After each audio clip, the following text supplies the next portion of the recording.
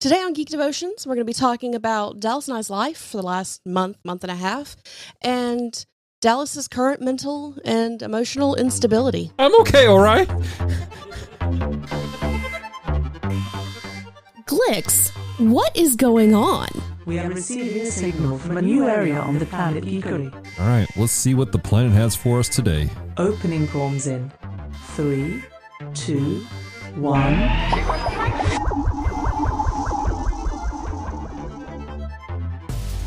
Hello, devoted geeks, and welcome to Calm Talk, podcast section of Geek Devotion, the show from devoted geeks who are devoted to letting people know that they're loved. If you don't listen past this moment, know this: we love you, we care about you. There is a plan and a purpose for your life. Do not give up. Ladies and gentlemen, I am excited for episode 185 because Celeste and I have been busy, and we want to tell you about life. We want to talk about geeky things, and So Celeste, how are you doing, love? I'm doing all right.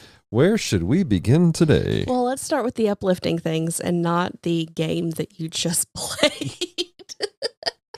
I'm fine, okay? Hand me Gengar. You need to cuddle something? I need emotional support, Pokemon. So the first week in June, Yeah. we're going to go all the way back. I'll take you back.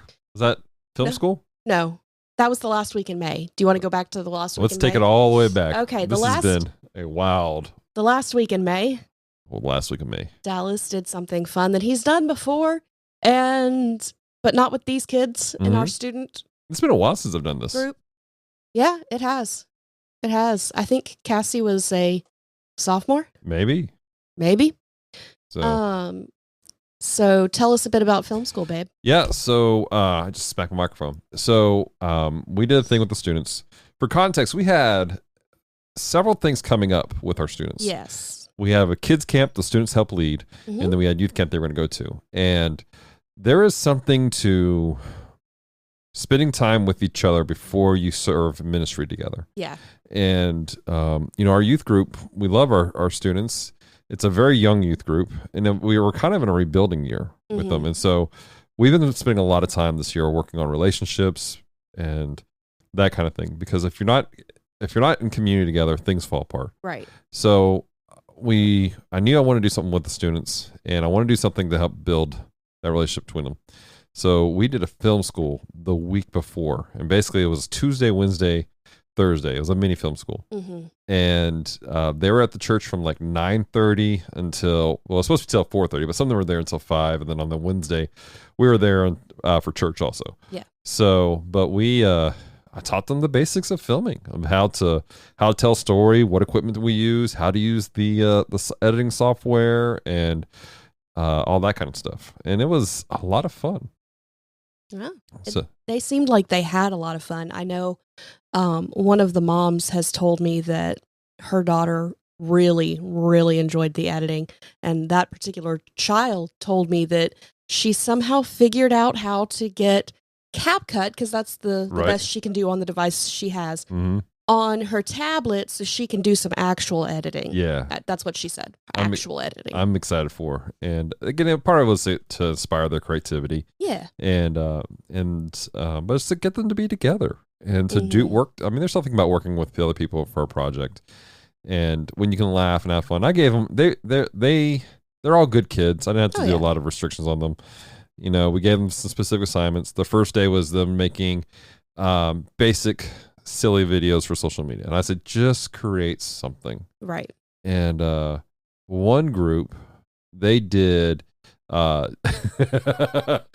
Gen Z in a horror movie, and it started off with one of our girls, and then another girl comes in. She had her hood pulled up, and she's got I think she had like a rubber chicken or something like that. Yeah, probably. It was probably a rubber chicken, because we have a lot of those. Like, I'm here to kill you. She's like, runs out. And she's like, hey, you want to be on my TikTok? And she's like, yeah. She holds up her phone. Wait, she goes, they're about to kill me. What was it? Subscribe for part 2. And then she runs off. Yeah. No, I don't even think it was like, do you want to be my TikTok? Is like, you want to be my fit check? Yeah. No. The last part was the fit check. Oh, it was like, fit check. It was so funny. And then the other group, they did glitching in video game glitching in real life. That one was so funny. Like, they were all funny, but because I've experienced video game glitches. That one just hit home for you. Hit so good. Oh my gosh. But I'm so proud of them for the creativity. And we kind of worked through like framing and make sure things worked the way they needed to work out and stuff like that. And they were, again, none of them left knowing, being exact. It takes practice and work. Oh, yeah. But they got the basics. And they begin to see things, even like on the last day of Thursday that we worked on projects. And they had to see the timeline in their minds. And that was the thing that I pushed. It was like, see the timeline, shoot the edit. And they did that. They worked hard to make that stuff work. And I was really proud of the work they put together. They did fantastic. The final project was funny. The conversation about your Disney hot takes. They did a podcast about Disney hot takes. And it was about whether or not certain Disney princesses should be considered princesses or not. And I may be posting it up on our stuff later. I'm waiting for permission from one more parent. But we're going to do that. But I know it's on the church's stuff. But oh my goodness gracious. It was so funny, these kids. And they're funny kids. They got wild. One girl on the Disney hot take, my girl rolled up with a notebook of notes that she took the night before. She was prepared. She was ready to throw down. This conversation. Which, if you just take her at like surface level, like I know this about her because I've taken the time to get to know her, but at surface level, you wouldn't think that she would be like, let me write down all these notes so I can slay you. Like, right. But she is that type of person. She is. Oh, I'm gonna take notes and keep the receipts. Right. But I was just proud of them. I think it was just creative, and they were all very passionate about these Disney princesses. I think that might have been the most passionate they had been in the videos.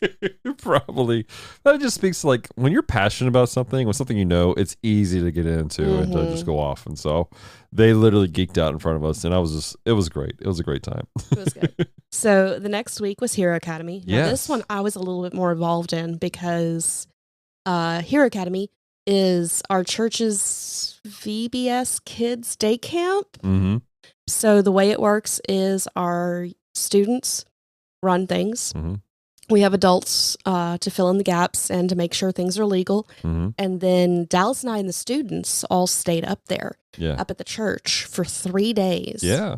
And so it was great to help build relationship because we did have some students who hadn't been able to be part of film school and that are very busy and so not as able to be a part of youth in general. Mm-hmm. And so having them there was good to help kind of lay foundations for relationships. Yeah. I think it was good for the kids as well. Yeah, definitely. That was definitely one of those experiences that they needed. Again, spending time together being present is such a key thing in our walk as Christians, period, in discussion. And I'll start with one young lady during the camp. And I say young lady, she's an adult now, but she was there as a quote, this is her last year to do it as a student. And she was talking about how like it feels like it was at the end of like Monday. Like we started Sunday afternoon for the students. It's Monday night. We're chilling. We're hanging out.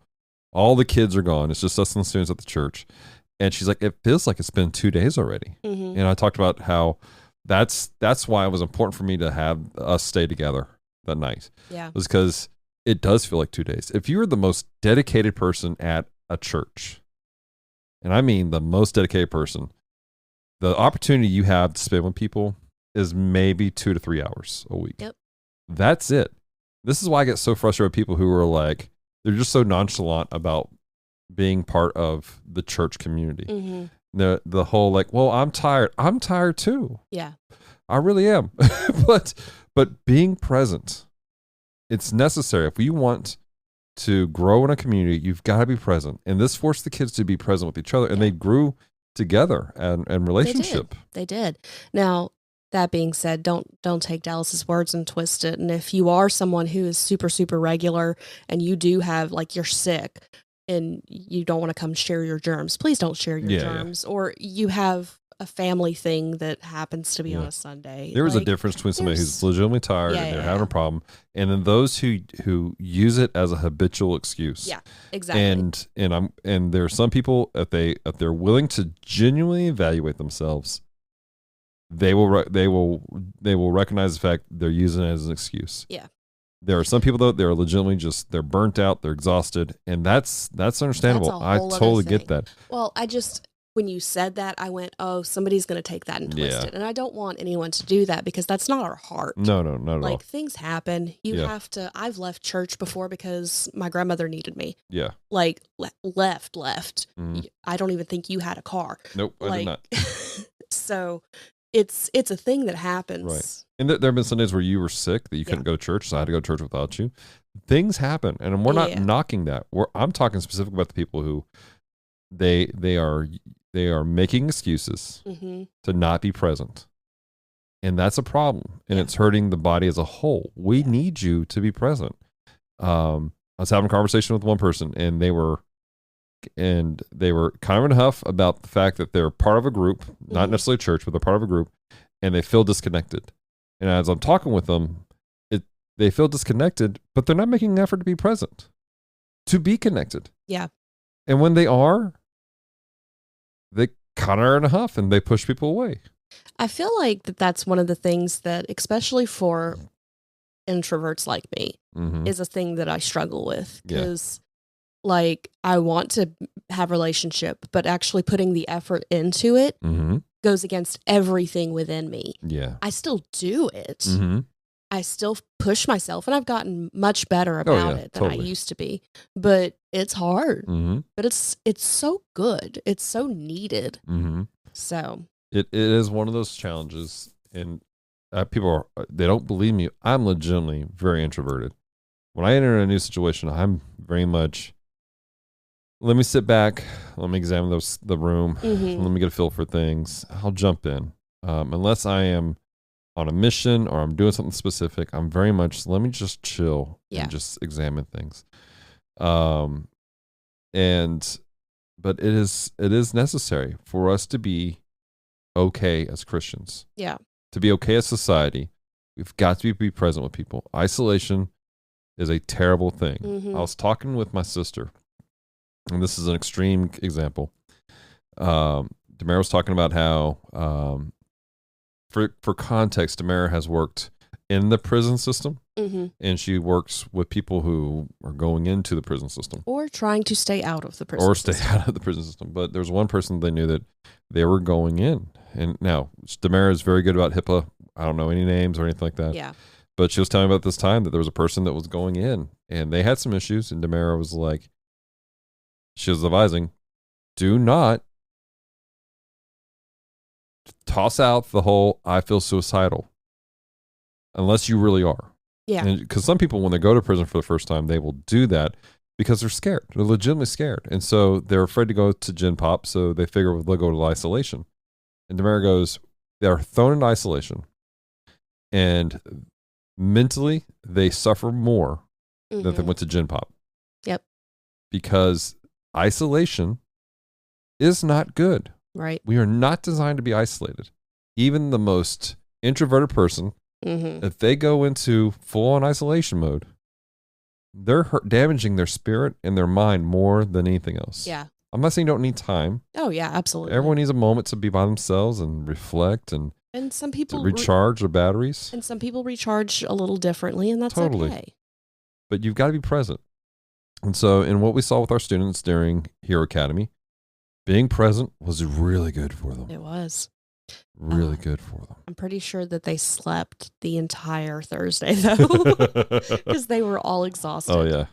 Absolutely. That was a long week for everybody, though. But, man, it was so good to see our students just loving on kids and ministering to them, playing games, having fun, and then being together afterwards. I had a rule where we're eating dinner together every time, because there's something about sitting across the table and talking and doing life together. And, you know, it was healthy for them.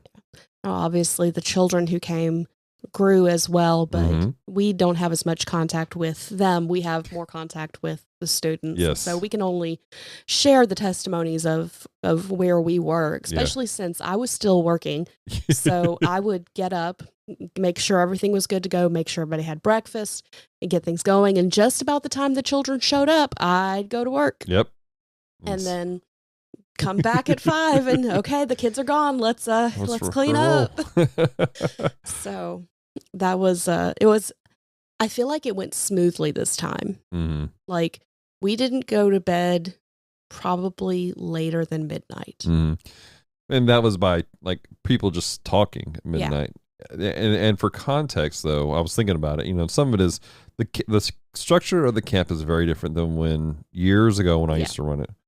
When I used to run it, it ran more like an actual camp than it's more VBS than anything now.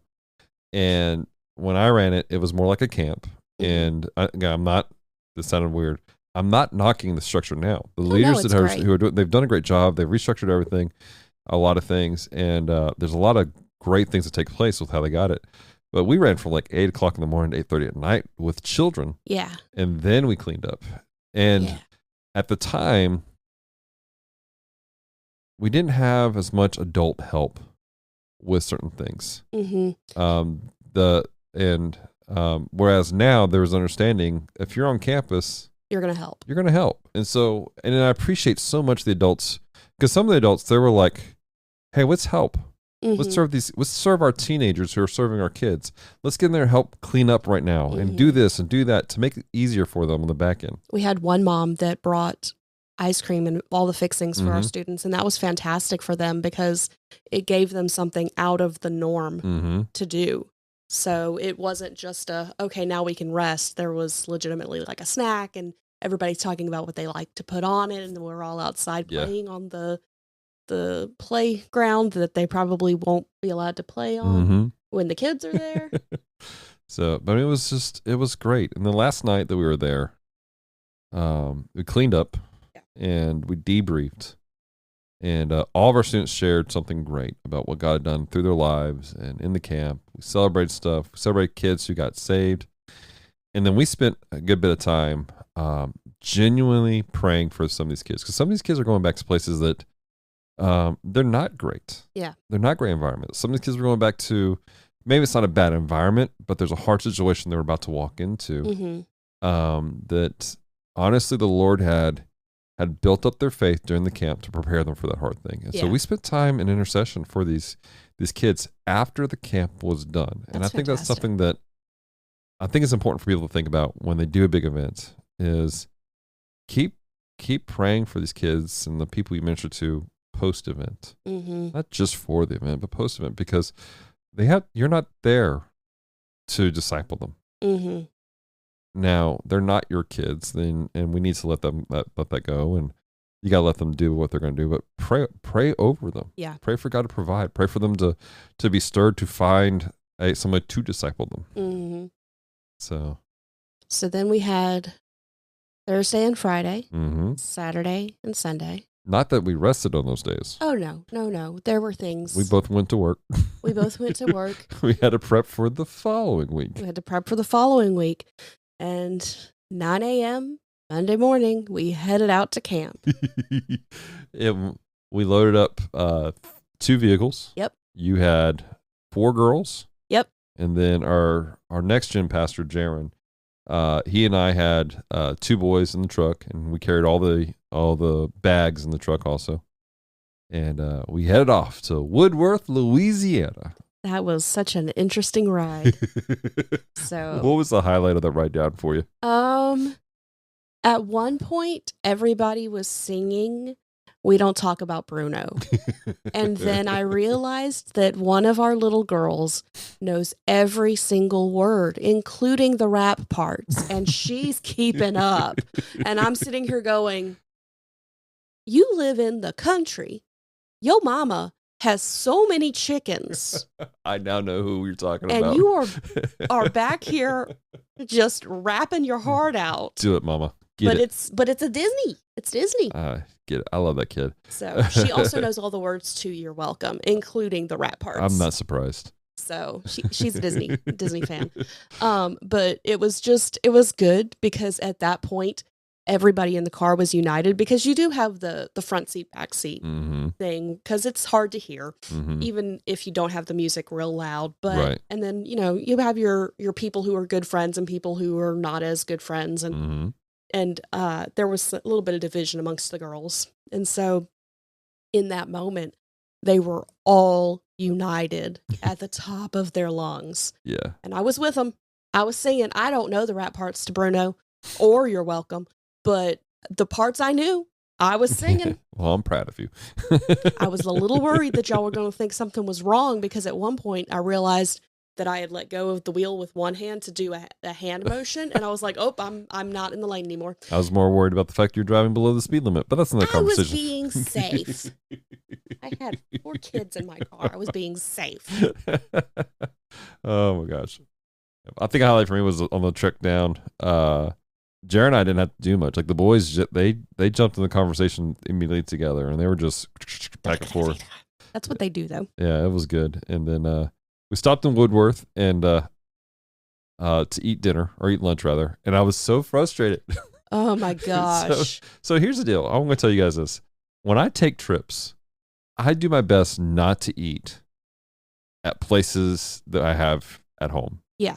And I try to do that with our students. I want it to be, when we take trips with our students, I want it to be an experience. Yeah. I want to take them somewhere new. I want them to try something they haven't tried. I want to take them to places that we don't have at home because it makes the trip special, you know?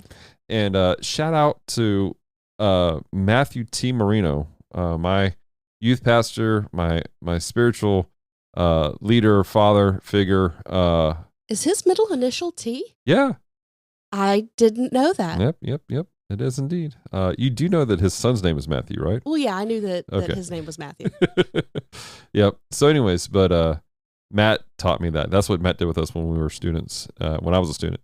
But I love that aspect because it does make trips something more fun. So you and I, for context, we were in Woodworth 3 months ago. Yeah, about. And there was a restaurant. It was a tiny little place. We're not going to say names because I don't want to dog anybody. And it was cute. It was fun. The food was good.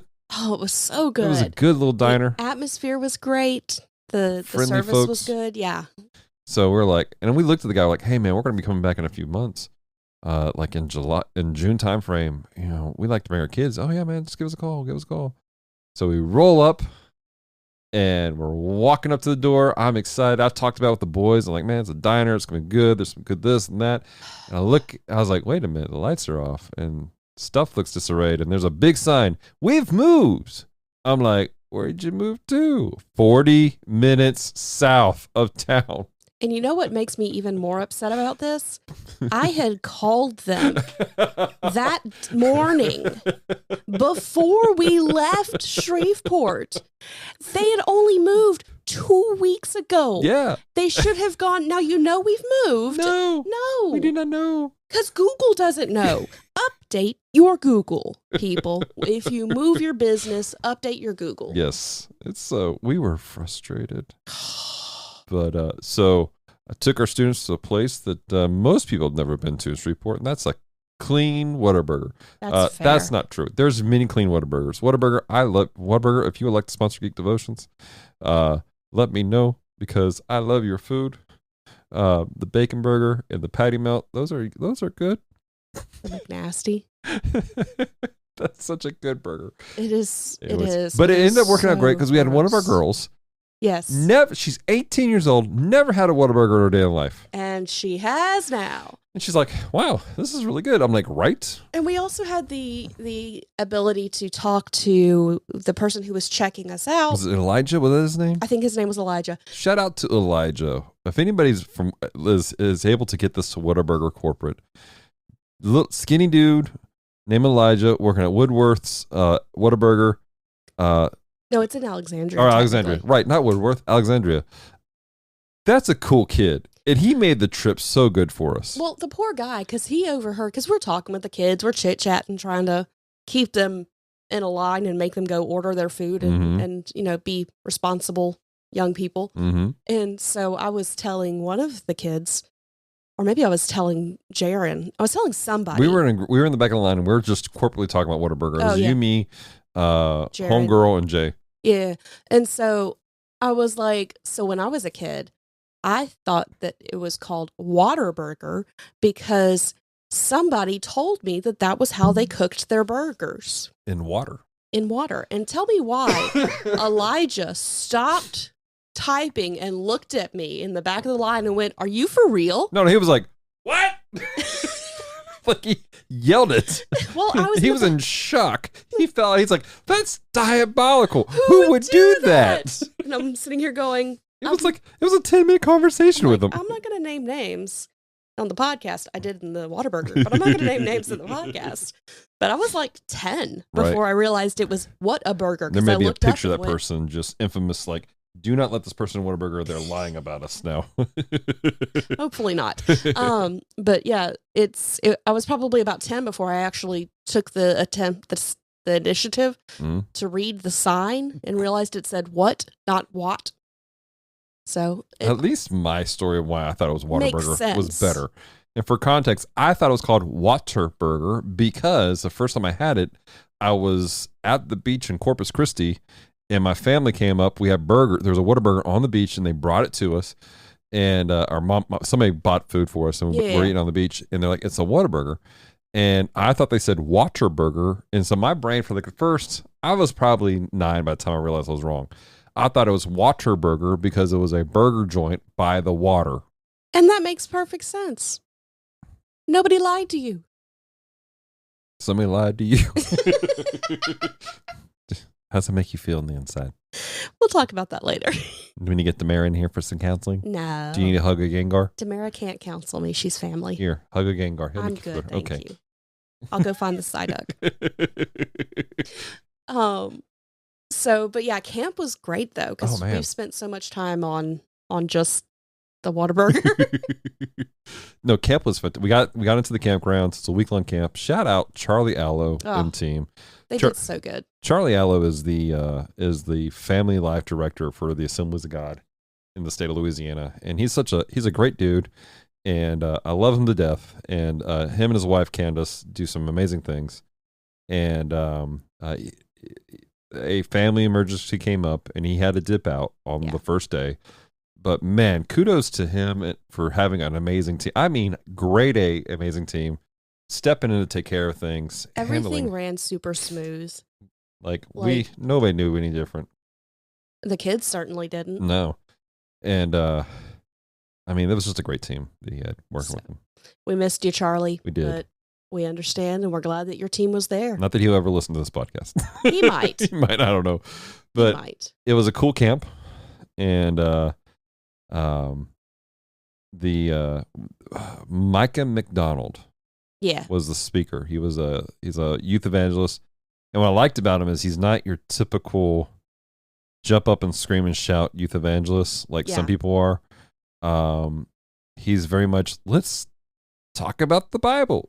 Yeah. Let's be very real. Let's throw out misconceptions about certain things. Let's get to the root of things. Mm-hmm. And he allowed for the Spirit of God to move, but he also had an understanding of there is an order because God is orderly. And so he was not just hyping things up for the sake of hyping things up. Exactly. And one of the things, that dude's crazy. Yeah. He's wild. But one of the things I do love about this camp is that immediately after service, we have this thing called FaceTime where student pastors and leaders get to sit down with their students and pray with them, talk through things with them. Yeah. They've made room for us to minister to our students. So it's not just a, hurrah, pep rally, and then kick people out. It's like, hey, this happened. Yeah. Let's start discipleship now. Let's grow. And it was a lot of fun. The games are cool. I don't think most of our students were really into the games. But the cool thing about this camp is they make space for that. Yeah, they do. And they did something that they hadn't apparently done in years, and I love it. They had us nominate our students for awards that were not athletic. Yeah. And I feel like that's something that a lot of camps should do. That was such a great thing. Now, this is not a 1,000 people camp. No, that's true. I think there was maybe, I don't know, 400 or 500 kids. Probably. It was big for this camp. Huge. But man, that whole nominating kids for anything else. Because it let us highlight things. It let us highlight something. We had a girl who she is super filled with joy. Yeah. It is a godly joy. It's not just she's a happy person, but she is super filled with the joy of the Lord. Mm-hmm. And so that's what we put for her. Now, we nominated several of our kids for different things, but she got picked as the happiest camper. Right. And when we got back to our dorm at the end of the end of camp, to go to bed so we could leave the next morning, we were walking in, and everybody in the dorm who she had made friends with, and I didn't know that because, just as long as there's a sponsor in the room, I don't have to be with them. So, Right. hey, if there's not a sponsor, come grab me. Mm-hmm. Go. Trying to give them some freedom. Yeah. And they were all like, oh my God, I knew it was you as soon as they said it was going to be a thing. And I'm like, that speaks a lot that God is moving through her through that joy. Yeah. So that was such a special, sweet moment for her. And our students appreciate it too. Like they celebrated her in that moment. Yeah. And I was excited to see that. Because again, our students aren't necessarily athletic. No.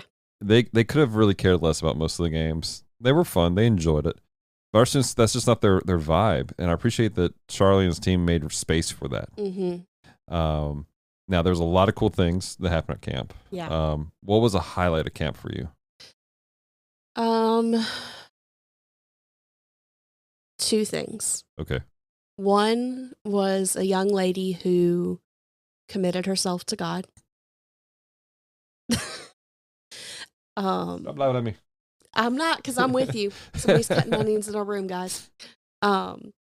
She has never felt like she could serve God, didn't think God would want her. And the way that Micah presented it. Yeah. About broken pieces. Helped her understand. Yeah. He broke it down in a way that reaped every word that we've been speaking into her, every word her family's been speaking into her, every prayer. Well, maybe not every prayer, but prayer for her to serve God. Yeah. And so that was a highlight. Yeah. The other highlight is we have a young lady who is very young. Mm-hmm. And this was it wasn't her first camp. It's her first teenage camp. And she handled it like a champ. I've said this before, the sixth graders are my favorite age range because there is just such a pure innocence to the chaos. Yeah. And it's chaos. But there is such a pure innocence to it, and I love it. And so watching her grow, like watching her do things that she might not have done before. Yeah. Watching her make better friends with some of our other girls, getting to see the goofy sides I know she has, but that she may not let out at youth. Yeah. Because, it's not exactly the right time. Yeah. She does understand, time and place, context of the situation most of the time. She is like 12, so she doesn't always, but she's getting there. Yeah. So just getting to watch her. Yeah. That was good. So mine is Homegirl, the front end. Sat down and had a conversation with her on the back end of it, and just real raw. And, she had really gotten to the point where she felt like she wasn't worthy of God's love. Yeah. Some things that happened in the past. She made some mistakes and she recognized it. And she'd been avoiding spiritual moments. She'd been avoiding coming to youth. She'd been avoiding the altar call times in the spiritual moments because she didn't think God would care about her anymore. And, on the back end when I was talking with her, she was thankful that you and I and a couple other people had made space for her. And sometimes what people need is just someone to make space for them. Let them know you're there, you love them. Yeah. Through the situation. And God really did change some stuff in her life for the first time that she can really remember. And I had an opportunity this past week. I met up with her for lunch. She had her first time having real ramen. And so we had ramen, and then we talked about how to read her Bible and just work it through. And I was super proud of her. And I am thankful that we were able to be present. And I'm thankful that she has a community that genuinely will love her through this. Our church is not going to judge her for anything. Mm-mm. And the one thing that did make me sad about the situation was some of it was a matter of she was afraid to ask for help. Yeah. She was afraid of disappointing people, and I had to walk her through that. And us, about the truth, and that's the thing about emotions are so big, and the enemy will pervert our emotions, yeah, and adjust them to keep us from reaching out to the people who will help us, even though we know they will, with no judgment, no attack, and she had fallen into that for a while, and I'm just so thankful God opened some doors. Like there were a lot of doors that were just opened up for her to go to camp. She couldn't avoid it. Nope. And because she was supposed to go last year, and she backed out last minute. But man, during Hero Academy, God wrecked her. Yeah. There was a line that was spoken in one of the songs and just messed with her the entire time. And then we get to the camp, and that first night, man, just changed things for her. It was good. It was so good. Yeah. So that was my big thing. He probably will never listen to this, but thank you, Micah, for speaking what God told you to. Yeah. Because the impact of the words. Yeah. Were amazing. Absolutely. And then, that was a big deal for me. But then just seeing some of our students just open up and worship. Yeah.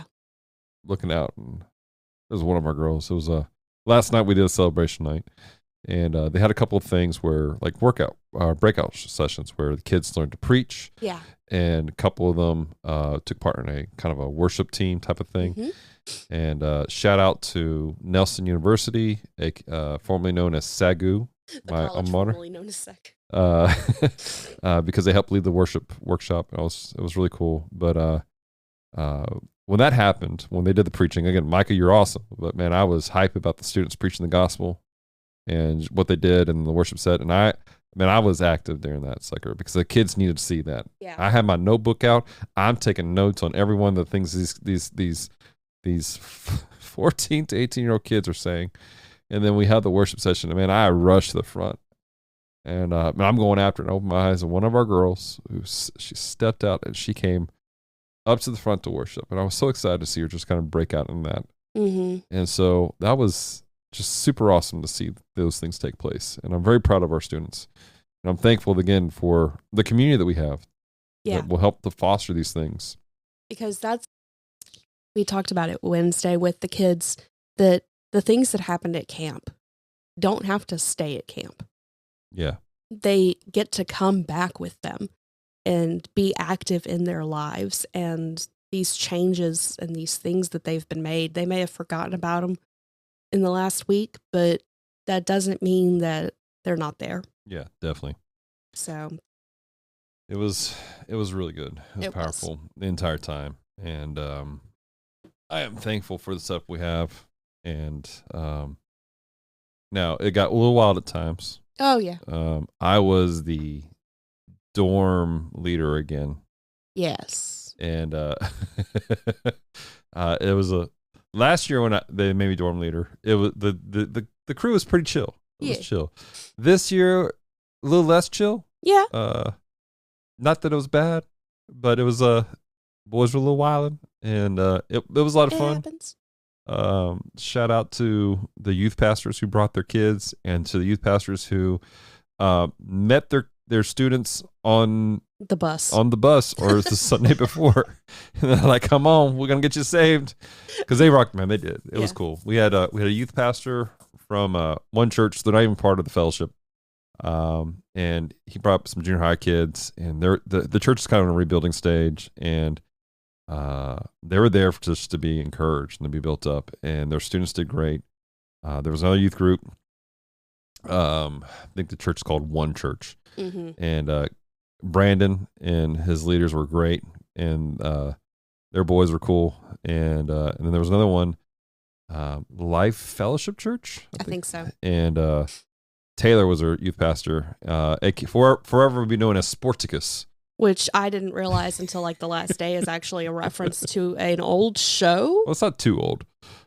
So, but yeah, to a kid's show. Yeah, it's a kid's show. But the guy looked like Sporticus, and shout out to that. He blew his Achilles like 4 months ago. Yeah. And he's out there. He's the team captain for the games for one of the teams, and he's running those kids, and he's in there with them, and it was really cool. Not only that, his wife had a baby 2 months ago. Yeah. And so he blew his Achilles. She had a baby, and then they're bringing kids to camp. Yeah. Like, I legitimately thought that they called him Sporticus, though, because I thought it was a play off Spartacus, and he was just so sporty. Because Dude, he's after it, man. And he's sporting. Yeah. So, but those guys, there was a great group of guys. Again, it got a little wild. We had to do a few things. But those guys, they're all the dudes in my dorm, all the pastors and youth leaders. They are in the trenches with their kids. Yeah. And I am thankful to see that. And again, we all have very different philosophies and mindsets on things. Yeah. And but we worked well together. I think it was cool. Well, and it's good to see that because not everything works for every student. Definitely. So it's good to see that there are people who are doing the same thing, similar mindset, but doing it in their own way. Exactly. So it's a thing. It was cool. So, but yeah, so that was the last 3 weeks, guys. It feels like so much longer. Well, because we were super busy with just life in general beforehand. Yeah. So I was in staff meeting this morning, and we're talking about just kind of debriefing on some stuff. And I said, I'm not going to lie. I have enjoyed the last 3 weeks so much. Just being with the students. Like, genuinely, I love so much hanging out with them, laughing, doing life. And I am thankful that you and I get to do what we do. Yeah. As exhausted as we are. And I'll get to take a break eventually. But I'm thankful to have the opportunity to serve these kids and their parents. Yeah. So, anything else you want to talk about from the last 3 weeks? Or do you want to go take a break and then we'll talk about the emotional damage you just had? Emotional damage. And so. Yeah, let's take a break. All right. In a world where live-action movies reign supreme, two awesome dudes are keeping things animated. If you want to hear a couple of animation nerds gush about the movies they love, then hop, run, or fly on over to The Cellcast. Available on most podcast platforms.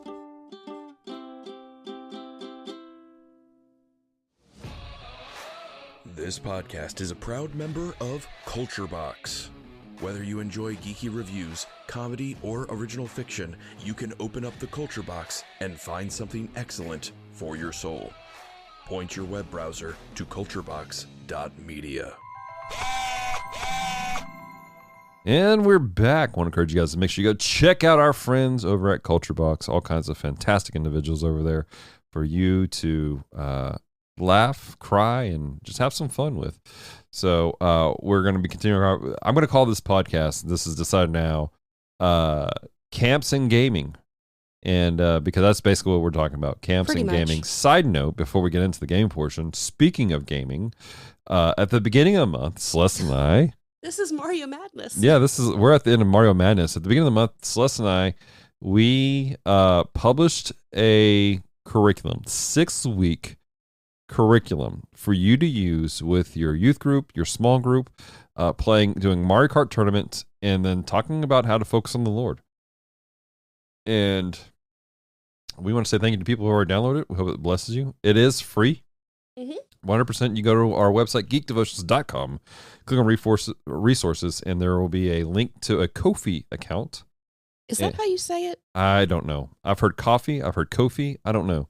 But there's a thing for you guys to tip us if you want to. And that helps for Celeste and I to, I don't know, buy food. But that's what we used it for today. That is what we used it for today. We legitimately used it to go on a date and spend time together, just us. So because there was a person who graciously blessed us as a tip for it. But anyways, but it is free. Our heart is for you guys to take this and just be blessed. Yeah. Use it for your ministry. and have fun with it. Mm-hmm. So, but that being said, gaming wise, we got back from camp. Yeah. And Celeste is like, and I were talking about it, and we're testing out a potential birthday gift for me. Yes. What is that birthday gift, Celeste? PlayStation Network, which you better tell John before this airs. Oh yeah, hey John, I have PSN now. You better tell him before this airs. Just because it has access to other games, you can play games with other people. Mm-hmm. Because we do have friends that are like, play games with me, and we're like, but money. Yeah, so we're testing it out, seeing if it's worth it. The service is worth it, because we're very frugal. I believe it or not, we're actually very frugal about our money, and so legitimately, most of what we do gaming wise and whatnot is Geek Devotions money. Mm-hmm. We do our best to we put our own money in as well, but we do our best to be smart with our money. Yeah, absolutely. And when the stuff is for Geek Devotions, even then we pay for most of it. We don't even use the Geek Devotions money too much for it. The website thing. Yeah, but anyways, so we got it, and so now I can play Street Fighter online, so that's fun. But we're testing out the games they have available for you to download for free and play. Mm-hmm. And so I started off with Gotham Knights, and I wanted so badly to enjoy it. Mm.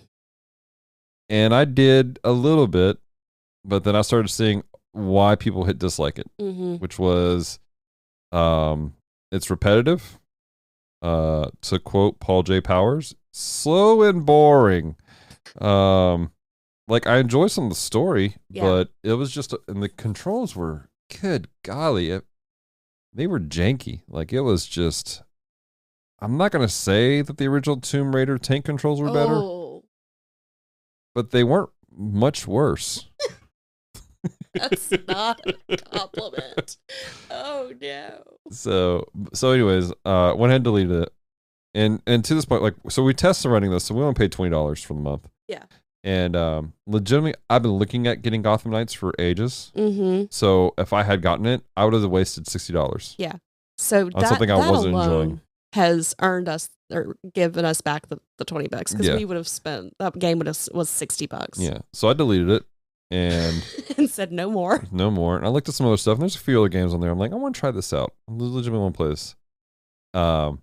But there's one that I've seen in the background. Mm-hmm. Never had really looked into it. It was Detroit Become Human. And it's kind of a visual novel, very much like Telltale games, and where there's a story going on, and there'll be quick button motions where you got to do certain things, and then where you have to make decisions, and the decisions you make affect the game going forward. Yeah. Legitimately. And the game is about, basically, it's a world where androids are becoming a thing, and they start to become sentient, and you play or follow three main characters. One is an android named Marcus, who is starts off living in a taking care of an older gentleman who's very kind, and the gentleman's drug addict son gets him shot and killed, and the gentleman dies. And when Marcus wakes up, he has broken his coding, and he's become what's called a deviant. So he's kind of free thinking, and what you discover is this deviancy is spreading. People are breaking and are starting to think for themselves, and he's leading a revolt.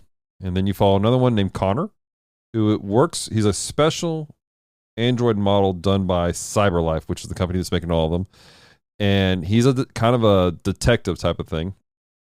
And you're following his story as he investigates and everything, and the decisions you make kind of lead him to either becoming a deviant or a very hard line. Marcus's decisions lead him to be either a tyrant or a very peaceful protester. Yeah. And then there's another one named Kara. And Kara is a home model who cares for a child, and she cleans the house. And at the beginning of the game, she's picked up and basically discovered that she was in a repair shop because the owner broke her. He beat the crap out of her. And this is when everyone realized why Dallas was not okay. oh yeah.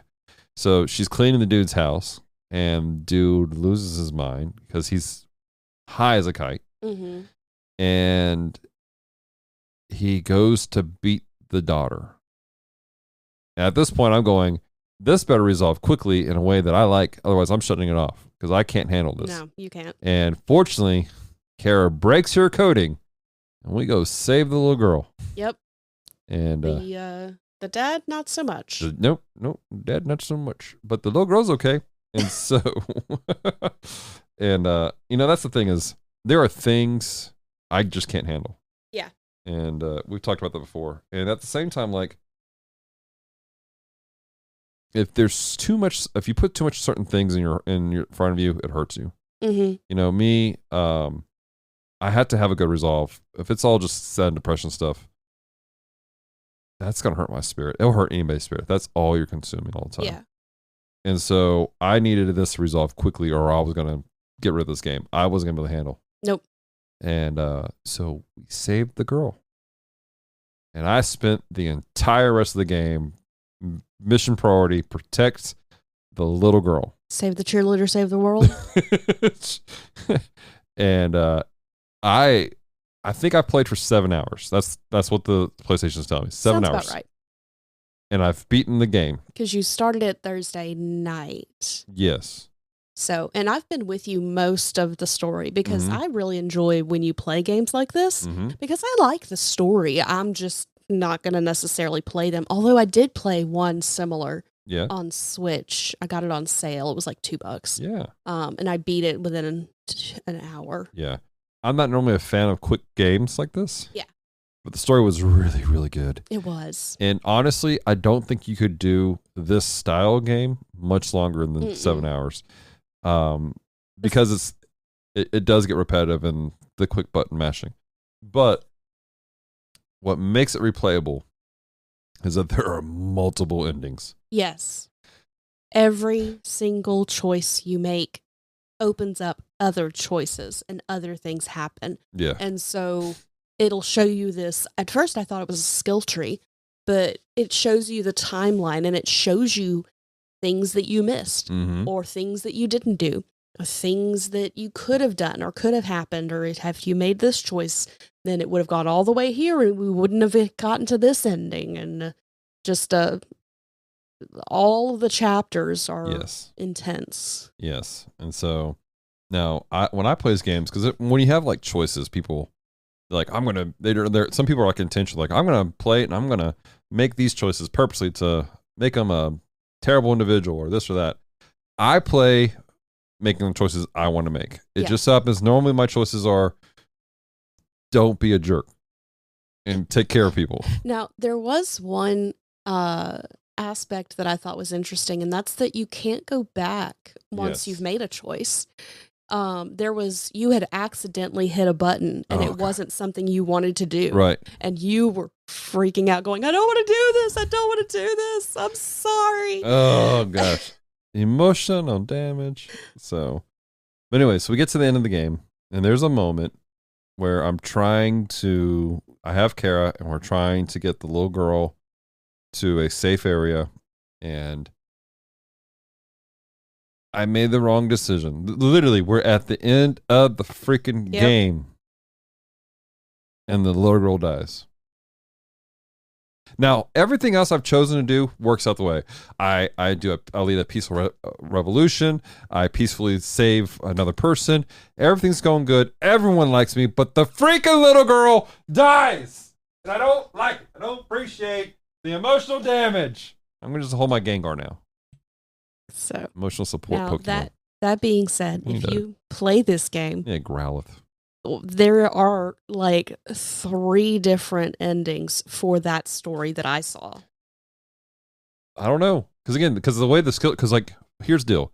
Like, each character had multiple endings. Yes. And so, Well, I'm talking about for Kara's story. yeah, I think there was actually like 4 different endings for Kara's story. I only saw 3. Yeah. It was just like at one point in the skill tree or in the timeline, there were apparently 6 options. Oh my God. And I accidentally chose.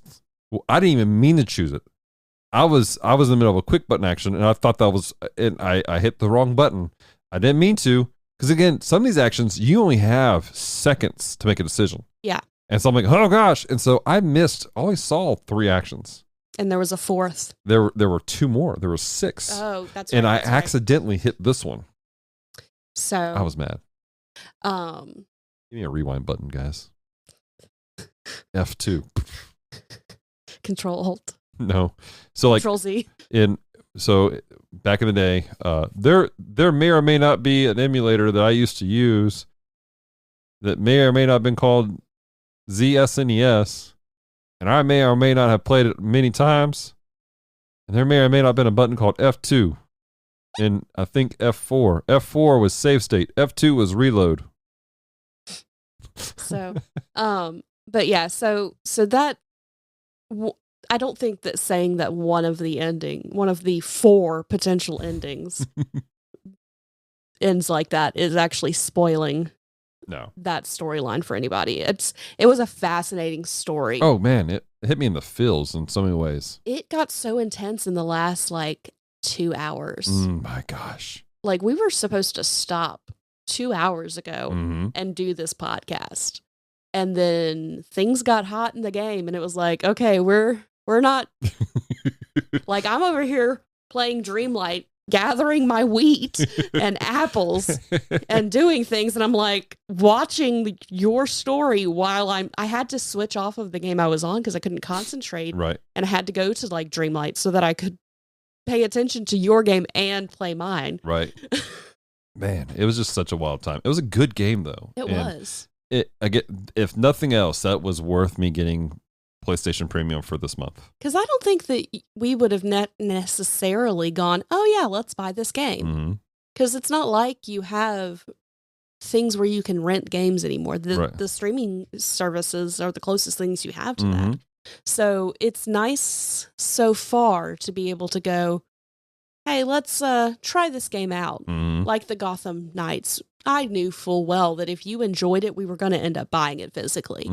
But the fact that you were able to play it, able to see what was actually going on with everyone's complaints and then go, you know what? I'm not going to waste my time on this. Yeah. Because if you had bought it, you would have felt obligated to finish it. I would have. And I would have been frustrated. And then we would have taken it back to Game Exchange and gotten a fraction of the cost for it back. So, but yeah, so that was a thing for us. Random question for you guys. What's a good game that you recommend I play on? Because this is not my normal game. No. Like, you normally don't play the story games. Not this kind of story game. Not this kind of story game. Yeah, like this was pure just story. You have before, like the Hercule Poirot ones. Yeah. It's a lot like that Hercule Poirot game that you played. But generally you're more of a... I want to be able to do stuff. Like I really want to play. I've been contemplating getting back into Ghost of Tsushima because I love that game. Like I think it had a good combination of action and story. That was fantastic. Does anybody know about the last Ronin game or whatever the Ronin game is that they just announced? Like, is that good? Is that how close to Ghost of Tsushima is? Because I've been wanting to play that for a hot minute too. And it's not on the PlayStation Network. It's not. Because they want people to go buy it. Yeah, fair. I mean, they're like, we need $60. I totally get it. We need money for the work we put into this. People have to eat. Definitely. So, and I think this game came out 2018. Yeah, it did. It came out before all the conversation with AI started happening. Yeah. So, and like I told Dallas before we started the podcast, this game is a great example of why I don't think we should have androids. Because once they start becoming human, it's going to become a whole conversation. It's a whole thing. And I just don't, I talk to my stuffed animals. I don't have the emotional stability to go, that's not a human. Stop waving Gengar at me. I apologize to the walls in my house. I am not going to be able to handle a robot revolution, people. So, but yes, that was our gaming rant for today. Good game. I enjoyed it. I may, because I don't have a lot of space left on the PlayStation at the moment. So I may delete it, just take a break. Because the good thing about me having premium now is that my stuff is saved in the cloud. Oh yeah. So I could delete the game, come back, and do other things. So, but that was a good game. 7 hours though, man, I blew through that. You did, but it was good because I think this is the first time we've legitimately had the time for you to do that. So it was a good way for you to relax. Yeah, definitely. Because with the last 3 weeks, not much relaxing has been happening. Yeah, I am kind of bummed because I really, really wanted to get into Warzone. Oh yeah. Because they were doing the whole Gundam thing. Oh yeah. And I don't think I have the time to get into it. And Before the Gundam thing's off. You probably should still get into it because you have friends that want to play with you. I don't think we have any friends who play Warzone. It's Helldivers the guys want me to play. Oh, I thought it was the same that's what we had to game. buy. No. We had to pay for Helldivers. Oh, well. I would have had to pay for the Warzone stuff to get the Gundam stuff. Because you have to give a certain... It's kind of like Fortnite. We have to pay for a pass. Season pass. Yeah, so I'd have to pay for that so I can work my way to get the Gundam stuff. But with Helldivers, you have to buy the whole game. Yeah. Yeah, there's a couple guys who are like, we need for democracy. So, okay. Well, the only other thing that I can think of to talk about that would be geeky, I'm not sure. It's more emotional damage. Emotional damage has been done to me by Amazon Prime.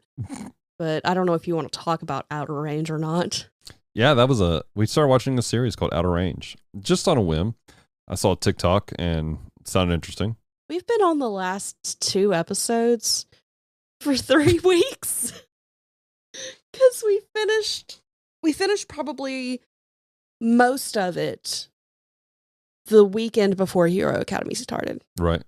And then we did Hero Academy, and we had family things, and so we only had time to watch 1 or 2 more episodes before camp. Mm-hmm. And then we've just been exhausted. Yeah. And so we just finished season 1, and I have at least one answer, and I was right about something, but I still don't have answers. Yeah, we need to figure that out. There's a whole other season. So that was the thing. Yeah, check that out if you want to. It's weird. Yeah. It's a weird Western. Yeah. Well, let's wrap it down with the final conversation. Okay. Big announcement. Oh, yeah. Season 9 of Geek Devotions is coming in August. 9 years. 9 years. Guys. And so 8 solid years worth of devotions. Mm-hmm. And so we're going to start the 9th one every single Friday for the last 8 years. Where's my crackulator? Your crackulator? My crackulator. And so, but every single Friday, we have been putting out a devotion designed to encourage and inspire people. So that's 416 episodes that will have aired when season 9 starts. That means that shortly into season 9, we will have a year's worth. No, we already are past a year's worth. Oh, we are, aren't we?